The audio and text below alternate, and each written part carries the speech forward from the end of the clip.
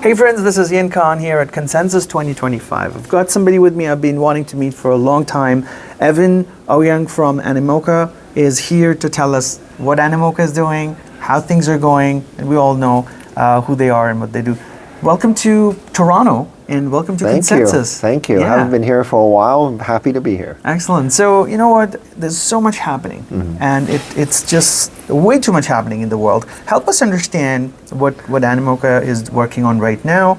And there's always very frequent announcements about things happening. Help us understand the vision that you're working on right now. So Animoca has always been known as kind of like what our innovation in the gaming space, but we've got a lot beyond that right now. We have now we're a big investor. For instance, we have 600 companies under our belt.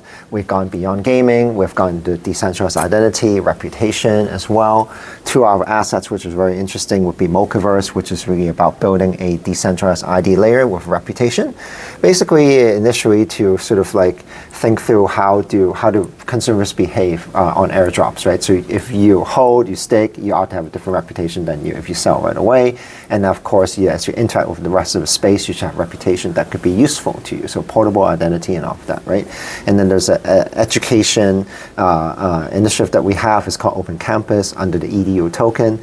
Again, reputation layer about how you collect your education credentials in the decentralized manner. Then Sandbox is the gaming asset that we have, which is quite well known. In terms of that's like the operating business, and then we also have what we call a sort of a publishing or an advisory business, which we work with all portfolio, basically the 600 also companies that we have, to take them to market, right? So they would like to launch a token ecosystem. They'll work with us, and that's our sort of like our three pillars of business. Yeah. And we are operating worldwide and traveling around the world. I think our executives sort of live on planes in a way, but very happy to go out there and make deals, look for new investments. Yeah. I think right now we would look in the AI space a lot more because the intersection of AI and blockchain, which is a great governance layer, would make the two marry a lot more. We're of course a lot of indexing on AI overall in the entire world.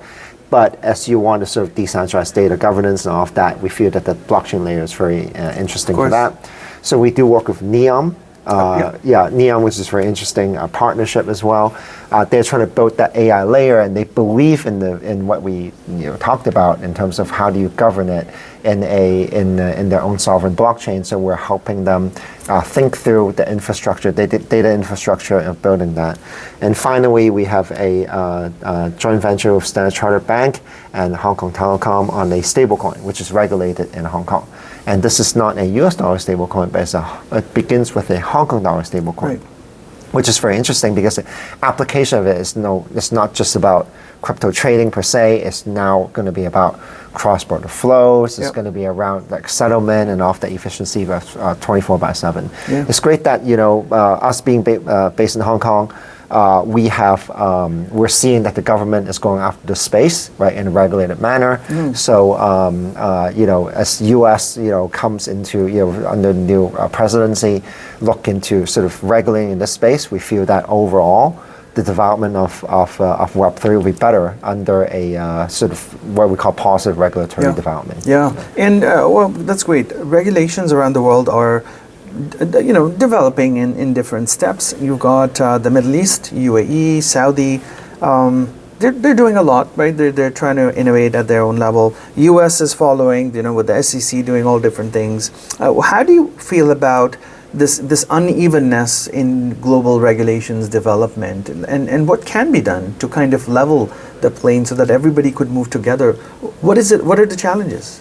Well, it is really, if you look at financial regulations, which is the basis of how all of this work in the first place, because one of the clearest use cases that you would know in basically Web3 is decentralized finance, right?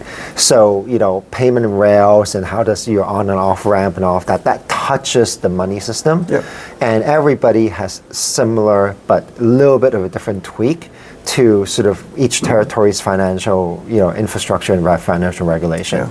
So, the way we look at it is that everybody would study it in a way that is, appropriate for their own domicile, but at the same time, they would always reference each other. So we talk to regulators a lot as well.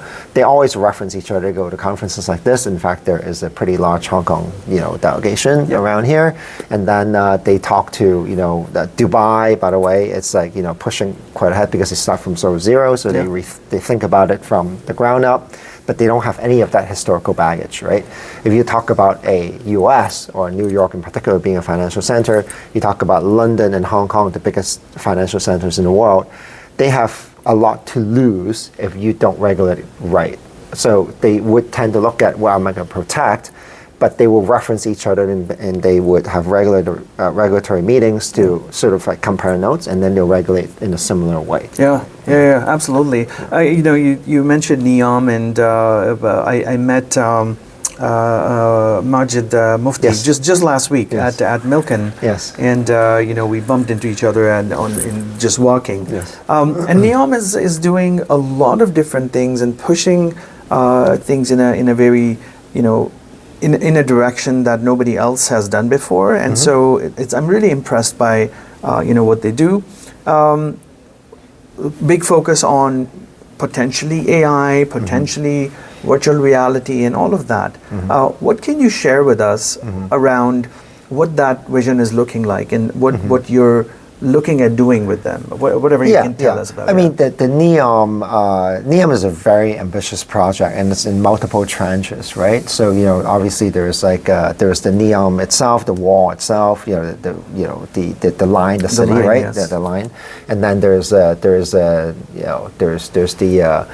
they're building Octagon, right, which is a big industrial city, and then there's Sandala, right, which is the tourist island, and then they have they'll have Winter Olympics there. It's very ambitious overall, right? Trojana, basically, ones, So the city itself envisions itself as being predictive, right? So they understand your sort of like you wake up in the morning, you need a cup of coffee, before you even arrive, it's coffee sitting there, understand your preferences and all that. Now, if you get to that level of AI, then you got to think about how is that data being governed and provided, right? So we think about it in terms of like citizens owning their own data, and therefore you need a decentralized layer of blockchain that basically allows citizens to own their own data. My persona ought to be, and that's also Animoca's vision, ought not to be tied with your government ID, right? You should have an identity that is private to you, and it's reviewed only when it's NSS needed via maybe zero knowledge proof, right? So when you open a bank account, with RBC, maybe not RBC. Let's talk about maybe like a Citibank, right? That's everywhere, a global right? bank, a global bank, right? You open an account in Canada, and you go to let's say London, and you open another one with the same bank, a Citibank. You have to redo the process completely because there's wallet information, all of that. In the future, what we believe is that you should have your own. It's all portable. Once you've done once, use through zero knowledge proof. You have you own your own database. It's still on a blockchain, but you query it via zero knowledge proof. Right. And whatever you do, you can review and tie in the identity in terms of let's say I'm a big purchaser of Prada goods, right, or Chanel. I'm like a vacation expensive places, right? And I'm also a gamer, right? Advertisers actually like to know you, right? And they will advertise to you. Right now it comes in the form of spam, which to us is an inefficient way of communications. But in future, what you would imagine is that as I reveal myself in that identity, first of all, you don't know who I really am, right? Because it's not tied to the government ID. So I have privacy. It doesn't tie into my address information, who my children are, and all of that, right? It's much more privacy preserving. At the same time, I still get the perks, meaning that you should attract me on a new product launch on let's say, GTA 6 is coming, or I'm a big spender, maybe I can be, part of the community that you're building on certain events that you have that are for VIPs, for example, right? So that would be useful for me as a decentralized identity. And do you see identity becoming a global thing, like this decentralized identity, not being regional, not being tied to a country, but something you can use globally? Correct, because we're a global global citizens, right? We spend more time on internet, right, than almost anything else, right? So if you go for look at studies, it's probably around 6.5 hours a day, right, Yeah. that you're spending on the internet. That is not a country-specific thing, right? Yeah. You spend time with messaging other people, and in consensus, for example, you actually don't know where people are from, and Yeah. it's not relevant where people are from, right? And in fact, if you're in the conference circuit, you always see people, you don't really care where they're based. You just meet them Yeah. wherever, right? And they say, oh, when you're coming by, and when and where, and then you meet there, right? Absolutely. So yeah, it's very global. Excellent. Thank you so much for sharing that with us. Last question, what are you personally looking forward to happening in terms of innovation, technology, breakthroughs over the next 5 years? Yeah. You personally, what is it that you'll be like, hey, if that happens, that'll be really cool? Yeah, so obviously we believe very deeply in the decentralized identity, portable identity, and reputation, right? That is one core thing that we're doing with 2 of our assets that's sitting on that. The other thing that I really look forward to is the institutional adoption, right? That's why we're in stablecoin, right? And we believe that ultimately the financial system as it stands today isn't really efficient, right? And the system in which settlement takes place, in which transactions takes place, is way too much fees, way too much inefficiency, and it doesn't provide financial access, right? So as we see countries and domiciles that are credible, like U.S., Hong Kong, London, UAE, they are adopting with thoughtful regulations. Yeah. Then you see adoption of sort of like institutions coming in. Right now we get a lot of increase because we do work with like an institution like Standard Chartered Bank, Right. and then other banks are coming to us to talk as well, just for information exchange. And you see big asset managers like BlackRock, like Fidelity, like Templeton, etc. Yeah. go in this space as well. As this, crypto rail gets connected with the TradFi rails, it brings a lot of credibility and liquidity to the system that would benefit more than just Bitcoin, right? Or even alternative assets. It would just develop the space in its way that is like operationally efficient, and then you also see use cases that are much more sort of, shall I say,